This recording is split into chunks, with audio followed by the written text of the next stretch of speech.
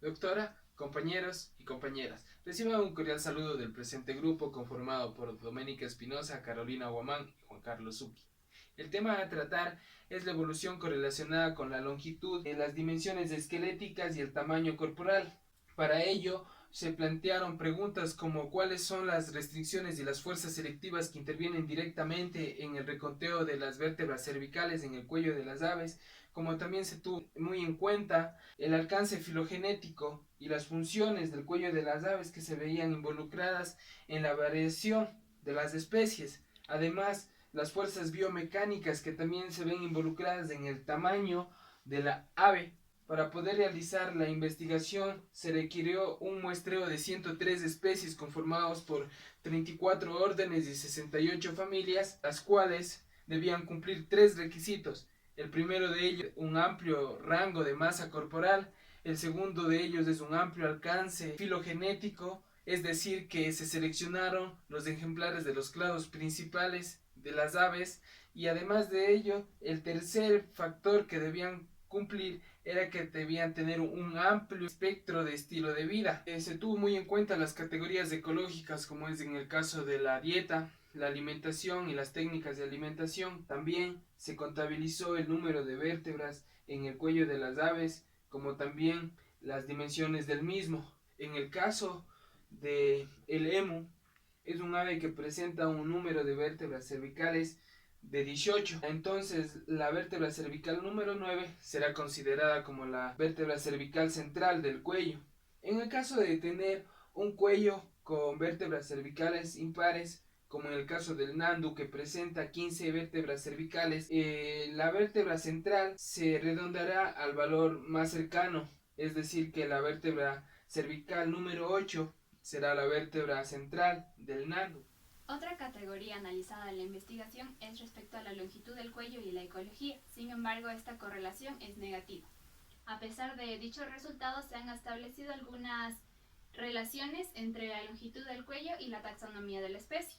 Es decir, si tenemos una especie con un cuello largo, generalmente este va a pertenecer a una taxonomía acuática. Sin embargo, si tenemos un cuello corto, este va a pertenecer a una taxonomía terrestre. ¿Y ello en función a qué? En el estudio se ha establecido dos características o condiciones importantes que han influenciado en dicha condición. La primera de ellas es la alimentación. Un ejemplo de especie acuática que corresponde a cuello largo es el cisne, la fragata, que generalmente utilizan su cuello largo para obtener su alimentación.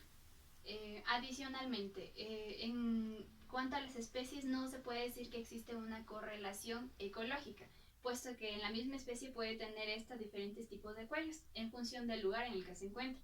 De ese modo, tenemos búhos con cuello corto que generalmente prefieren la piel dura de la carne para su alimentación y los búhos de cuello largo que prefieren la piel suave. En conclusión, los rasgos evolutivos implican un movimiento browniano.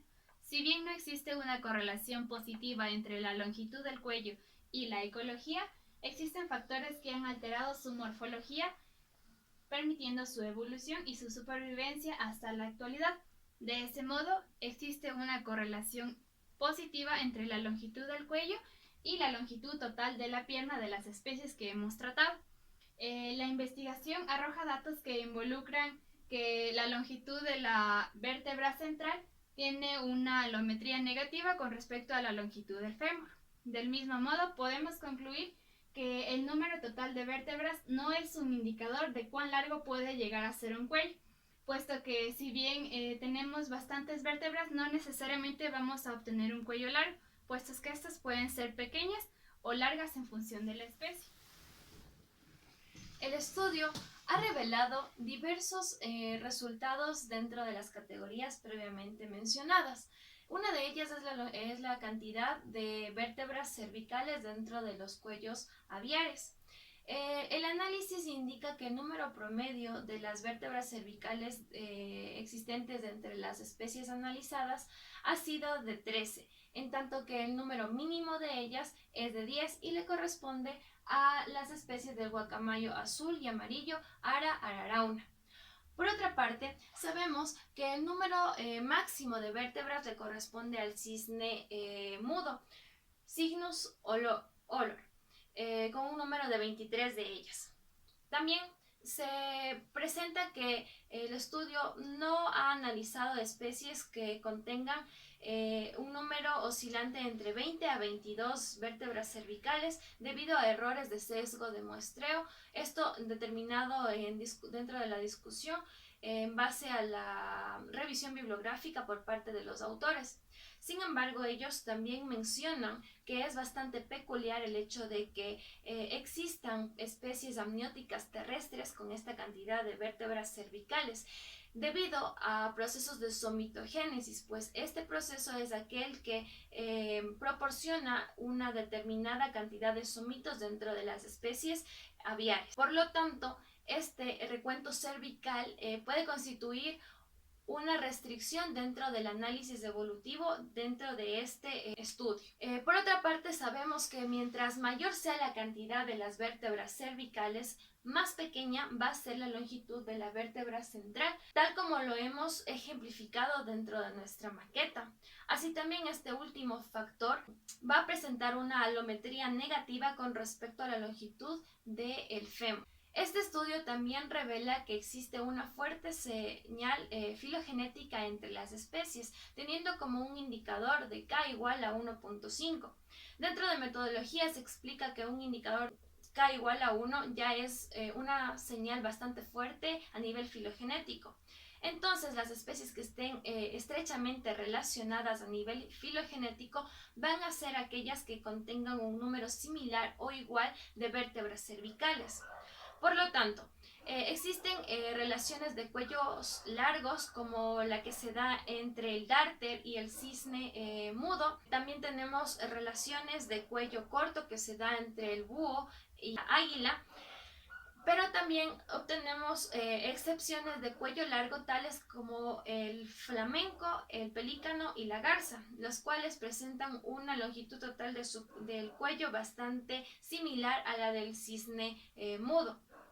Sin embargo, esto no quiere decir que estos ejemplares tengan la misma cantidad de vértebras que el cisne mudo, sino más bien que la longitud o la elongación de las vértebras de, por ejemplo, el flamenco son más grandes que las de este ejemplar. La investigación de la columna vertebral cervical dentro de una gran muestra de aves de diferente taxón, linaje, especie e incluso de distinto estilo de vida, ha resultado de que la variación del recuento cervical tiene más bien una relación con respecto a la relación filogenética entre las especies.